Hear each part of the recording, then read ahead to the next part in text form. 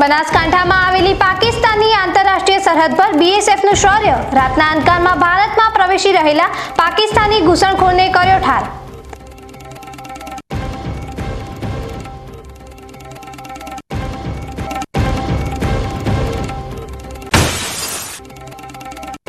બનાસકાંઠામાં કાળો care, Dhanera highway પર 2 કાર અથડાઈ, 3 ગંભીર, તો ડીસામાં હાઈવે ચોકીદારને કચડ્યો, 1નું મોત, 2 ઘાયલ।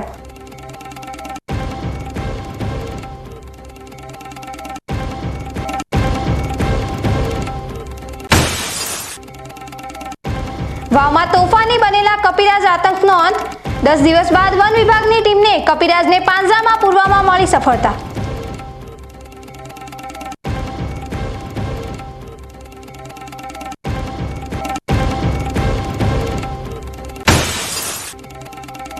ધાનેરામાં સગા ભાઈ બહેને કરી મોહ માયાને કરી અલવિદા, સંસારનો ત્યાગ કરીને હસતા મુખે ભાઈ બહેને અપનાવ્યો સંયમનો માર્ગ।